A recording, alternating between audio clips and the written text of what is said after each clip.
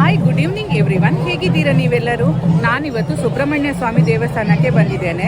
ಇವತ್ತು ಸುಬ್ರಹ್ಮಣ್ಯದಲ್ಲಿ ಕಿರುಷಷ್ಠಿ ಮಹೋತ್ಸವ ಹಾಗೂ ಚಂಪಾಷಷ್ಠಿ ಉತ್ಸವ. ಬನ್ನಿ, ದೇವರನ್ನು ನೋಡಿಕೊಂಡು ದೇವರ ದರ್ಶನ ಎಲ್ಲ ನಾವು ಮಾಡ್ಕೊಂಡು ಬರುವ. ಸುಬ್ರಹ್ಮಣ್ಯ ಷಷ್ಠಿ ಉತ್ಸವಕ್ಕೆ ನಾನು ಇದೇ ಮೊದಲನೇ ಸರಿ ಬರ್ತಾ ಇರೋದು. ತುಂಬಾ ಖುಷಿ ಆಯಿತು. ದೇವ್ರ ದರ್ಶನ ಎಲ್ಲ ನಮಗೆ ಸಿಕ್ತು. ಉತ್ಸವ ಕೂಡ ನಮಗೆ ನೋಡಲಿಕ್ಕೆ ಸಿಕ್ಕಿತು. ವಿಡಿಯೋವನ್ನು ನಾನು ಇದರಲ್ಲಿ ಹಾಕ್ತೇನೆ. ನೀವು ಕೂಡ ದೇವರ ಉತ್ಸವವನ್ನು ಮತ್ತು ಇಲ್ಲಿನ ಅಲಂಕಾರವನ್ನು ನೋಡ್ಕೊಂಡು ಬನ್ನಿ. ಸುಬ್ರಹ್ಮಣ್ಯದಲ್ಲಿ ಕುಮಾರಧಾರ ನದಿ ಪಕ್ಕದಿಂದಲೇ ವಿದ್ಯುತ್ ದೀಪಗಳಿಂದ ಅಲಂಕಾರವನ್ನು ಮಾಡಿದ್ದಾರೆ. ಇದು ಸುಬ್ರಹ್ಮಣ್ಯದ ಮಹಾದ್ವಾರ. ನೋಡ್ಬೋದು ಅಲಂಕಾರ ಎಷ್ಟು ಚೆನ್ನಾಗಿದೆ ಅಂತೇಳಿ. ಮಹಾದ್ವಾರದಿಂದ ಸುಬ್ರಹ್ಮಣ್ಯ ದೇವಸ್ಥಾನದ ರಾಜಾಂಗಣ ತನಕ ಈ ರೀತಿಯಾಗಿ ವಿದ್ಯುತ್ ದೀಪಗಳಿಂದ ಅಲಂಕಾರವನ್ನು ಮಾಡಿದ್ದಾರೆ. ನಾವು ಸುಬ್ರಹ್ಮಣ್ಯ ತಲುಪಿದಾಗ ಗಂಟೆ ಸುಮಾರು 8 ಆಗಿತ್ತು. ನಾವಲ್ಲಿ ವಿಚಾರಿಸಿದಾಗ ರಾತ್ರಿ 9ರ ತನಕ ದೇವರ ದರ್ಶನ ಉಂಟು ಅಂತ ಹೇಳಿದರು. ಸರಿಯಾಗಿ 8 ಗಂಟೆಗೆ ದೇವಸ್ಥಾನವನ್ನು ತಲುಪಿದೆವು. ನಾವು ಹೋದಾಗ ದೇವಸ್ಥಾನದಲ್ಲಿ ದೇವರ ಉತ್ಸವ ನಡೀತಾ ಇತ್ತು.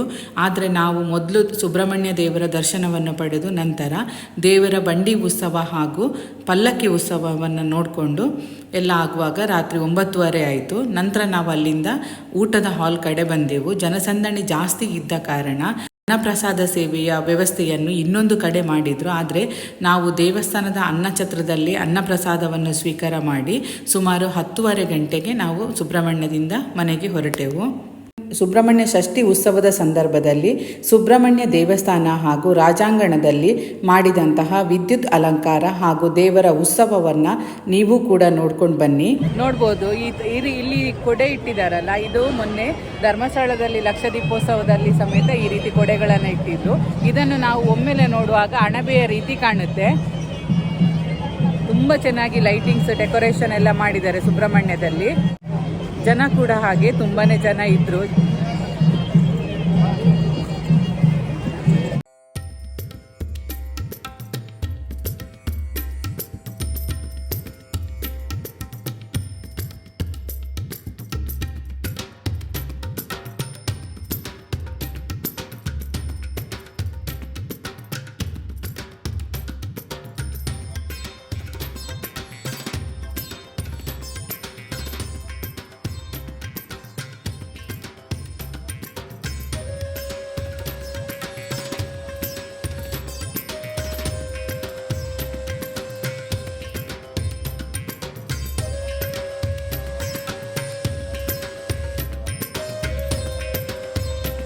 ದೇವಾಲಯದ ಹೊರ ಆವರಣದ ಗೋಡೆಯ ಮೇಲೆ ಈ ರೀತಿ ಸುತ್ತಲೂ ದೀಪಗಳನ್ನು ಹಚ್ಚಿದ್ರು.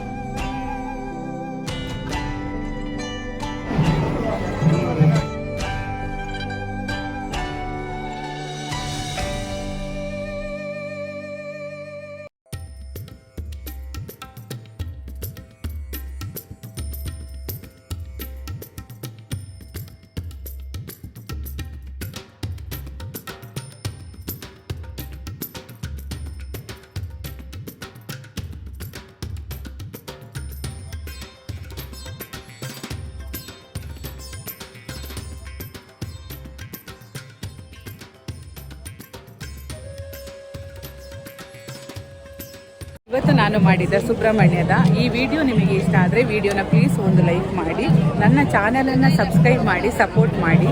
Thank you for watching.